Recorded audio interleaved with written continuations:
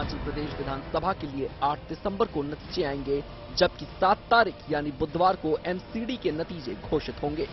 इससे पहले गुजरात पर आए इंडिया टुडे ग्रुप और एक्सिस माई इंडिया एग्जिट पोल में बीजेपी की सरकार बनती हुई दिख रही है। गुजरात में बीजेपी 129 से 151 सीटें हासिल कर सकती है, वहीं कांग्रेस को 16 से 30 सीटें मिल सकती हैं, जबकि आम आदमी पार्टी को 9 से 21 सीटें मिलने का अनुमान है। उधर पहाड़ी राज्य हिमाचल प्रदेश में इंडिया टुडे ग्रुप और एक्सिस माई इंडिया के एग्जिट पोल में बीजेपी को 24 से 34 सीटें मिल सकती हैं, जबकि कांग्रेस को 30 से 40 सीटें मिलने का अनुमान है। वहीं आम आदमी पार्टी का खाता खुलने की संभावना भी नहीं है, लेकिन दिल्ली के नगर निगम चुनाव में आम आदमी पार्टी को 149 से 171 सीटें, तो बीजेपी को 69 से 91 सीटें, वहीं कांग्रेस को 3 से 7 सीटें मिलने की संभावना है। यानी यहां केजरीवाल की आम आदमी पार्टी पहली बार एमसीडी की सत्ता में आ सकती है।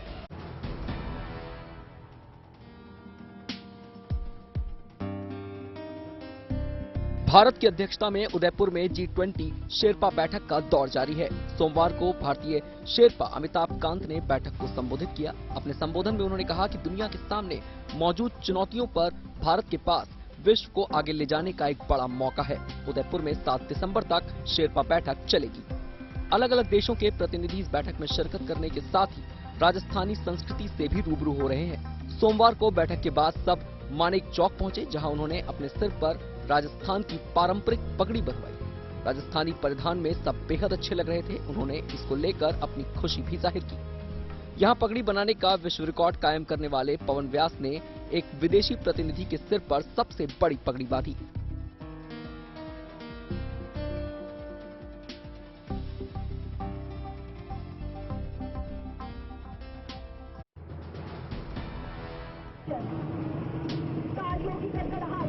शौर्य और पराक्रम को प्रदर्शित करती ये तस्वीरें हैं लोंगेवाला विजय दिवस। राजस्थान के जैसलमेर के मिलिट्री स्टेशन में लोंगेवाला की ऐतिहासिक जीत के 51 साल पूरे होने पर सोमवार को पराक्रम दिवस मनाया गया। 1971 में पाकिस्तान से युद्ध में भारतीय सेना के जवानों ने बहादुरी का जो शानदार प्रदर्शन किया था, उसका जश्न इस अंदाज में मनाया गया।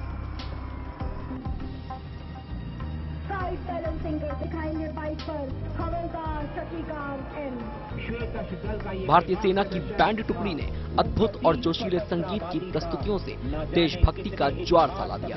भारतीय सेना के जवानों के एक से बढ़कर एक रोमांचकारी प्रदर्शन ने सभी का दिल जीत लिया। इस खास मौके पर लोंगेवाला बैटलफील्ड पर स्थित लोंगेवाला युद्ध स्मारक पर भारतीय सेना और सीमा सुरक्षा बल के अधिकारियों और जवानों ने शहीदों को श्रद्धांजलि दी।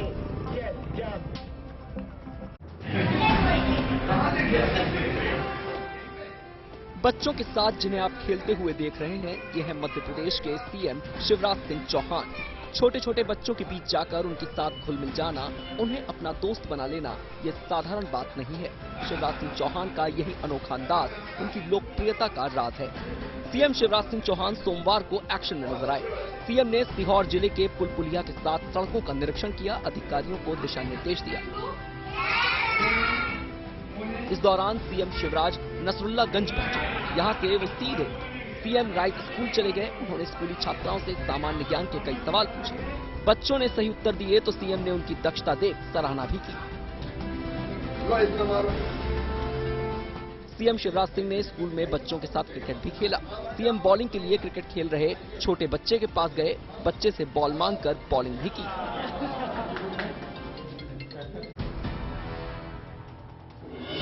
दूर दूर तक गेंदे के पीले फूलों से गुलजार ये इलाका नक्सलियों का गढ़ माना जाता है, लेकिन अब इलाके की पहचान गेंदे के इन फूलों ने बदलनी शुरू कर दी है। औरंगाबाद के रहने वाले अरविंद मालाकार की मेहनत रंग लाई है। आज उनके उगाए हुए फूलों को खरीदने के लिए दूर दूर से व्यापारी आ रहे हैं। फूलों की बढ़ती मांग को देखते हुए अरविंद पहले के मुकाबले अब और ज्यादा जमीन पर फूलों की खेती कर रहे हैं और आमदनी का ऐसा सिलसिला शुरू हुआ कि आज उन्हें किसी तरह की आर्थिक तंगी नहीं है। अरविंद की आमदनी ने आसपास के किसानों को भी प्रभावित किया और आसपास के किसानों ने भी परंपरागत फसलों के बजाय गेंदे के फूलों की खेती शुरू कर दी है। बहरहाल औरंगाबाद का ये इलाका अपने नकारात्मक पहचान को मिटाकर एक नई सकारात्मक पहचान की खुशबू में नहाता हुआ नजर आ रहा है। बहुत ज्यादा मांग होने लगा तो कलकत्ता से मंगवाते थे फूल को, तो हमने सोचा कि अपने ही ये काम करे, फूल रोपे और आगे को बढ़ाए। झारखंड में अब होगी चाय की खेती। चाय पत्ती के लिए अब नहीं जाना होगा दूर। झारखंड के 2 जिलों को चाय की बागानी के लिए चिन्हित किया गया है, जिसमें गुमला और हजारीबाग है, जहां पर 65 एकड़ जमीन पर चाय के बागान लगाए जाएंगे। हजारीबाग में फिलहाल 2 एकड़ जमीन पर चाय की खेती की जा रही है। बाकी के 23 एकड़ जमीन को चाय की खेती के लिए तैयार किया जा रहा है। सरकार ने निर्णय ली है कि फिर से यहाँ पे चाय पत्ती और अधिक मात्रा में उगाया जाए। इसके चलते निर्णय लिया है 25 एकड़ में और लगाया जाए। तो उसके ऊपर प्रोसेसिंग अभी चालू है, वो अभी लग रहा है वो 25 एकड़ में। ये आने वाले भविष्य में हजारीबाग को यहाँ यहीं कहीं चाय पत्ती से पी सकते हैं। यहाँ का भौगोलिक दृष्टिकोण से भी हजारीबाग और गुमला चाय की बागानी के लिए बेहतर है। चाय की बागानी से एक तरफ जहां कृषि क्षेत्र को बढ़ावा मिलेगा, तो वहीं दूसरी तरफ चाय की खेती से रोजगार के भी अवसर पैदा होंगे। हजारीबाग से सुमन Singh, good news today.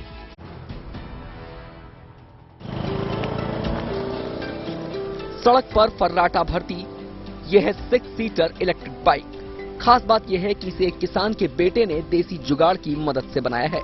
Uttar Pradesh के आजमगढ़ के लोहरा गांव के अशहद अब्दुल्ला नाम के युवक की बनाई ये इलेक्ट्रिक बाइक सभी को अपनी ओर आकर्षित कर रही है। बाइक बनाने वाले युवक के मुताबिक इसकी रेंज 150 किलोमीटर की है, यानी एक बार फुल चार्ज करने पर 6 लोग एक साथ 150 किलोमीटर तक का सफर कर सकते हैं। इस बाइक को बनाने में युवक को महज 10 से 12 हजार रुपए की लागत आई है। सोशल मीडिया पर इस बाइक का वीडियो खूब वायरल हो रहा है। उद्योगपति आनंद महिंद्रा ने भी ट्विटर पर इसे शेयर किया है। दिन ब दिन प्राइस पेट्रोल के दाम बढ़ रहे हैं और हर कोई अफोर्ड नहीं कर पा रहा है, हर कोई इसे पेट्रोल नहीं खरीद पा रहा है। तो ये हमारे दिमाग में है कि कुछ ऐसा बनाया जाए कि जो एकदम सस्ते से सस्ता हो और गांव का हर आदमी यूज कर सके। यूपी में साल 2022 का आखिरी महीना स्वच्छता की सौगात लेकर आया है। 1 दिसंबर से मिशन मोड पर शुरू हुए स्वच्छता अभियान का असर कई जगहों पर देखने को मिल रहा है। उन जगहों पर कचरे को साफ करके वहां न सिर्फ सेल्फी पॉइंट बनाए गए हैं, बल्कि दीन की दीवार भी बनाई गई है, जहां से जरूरतमंद लोग अपनी जरूरत का सामान ले जा सकते हैं। यहाँ हम देख रहे हैं कि जो दीन की दीवार है वो भी बनाई गई है, यानी चाहे वो जूता चप्पल हो, चाहे वो बर्तन हो, चाहे वो किताबें हो, कपड़े हो, उसको रख करके जाएं और जिसको जरूरत हो वो इसको ले ले। शहरों के क्लीन एयर सर्वे में भी लखनऊ को पहला स्थान मिला है। स्वच्छ वायु सर्वेक्षण 2022 की ओवरऑल रैंकिंग में यूपी ने शानदार प्रदर्शन किया है। देश के कई बड़े शहरों को पीछे छोड़ते हुए उत्तर प्रदेश के 3 शहरों ने टॉप 3 पर कब्जा कर लिया है। इनमें राजधानी लखनऊ ने पहला स्थान हासिल किया। National clean air city category में 10 लाख से अधिक आबादी वाले शहरों में प्रयागराज को दूसरा और वाराणसी नगर निगम को तीसरा स्थान मिला है। पाकिस्तान की ड्रोन साजिश के खिलाफ सुरक्षा बल को एक बार फिर से कामयाबी मिली है। अमृतसर में बीएसएफ जवानों ने घुसपैठ करने वाले पाकिस्तानी ड्रोन को ढेर कर दिया है। इस ड्रोन से 2 किलोग्राम हेरोइन और 100 ग्राम अफीम बरामद की गई है। ड्रोन को बरामद करने के बाद बीएसएफ जवानों ने इलाके में सर्च ऑपरेशन भी चलाया। कुछ रोज पहले ठीक इसी तरह अमृतसर के चाहरपुर गांव के पास भारतीय सीमा में एक ड्रोन को घुसते हुए देखा गया था, जिसे बीएसएफ जवानों ने गोली मारकर गिरा दिया था। पाकिस्तान ड्रोन की बढ़ती घुसपैठ को रोकने के लिए भारत पाकिस्तान बॉर्डर पर बीएसएफ ने चौकसी भी बढ़ा दी है, ताकि पाकिस्तान की ड्रग्स और हथियारों वाली इस साजिश को वक्त रहते नाकाम किया जा सके।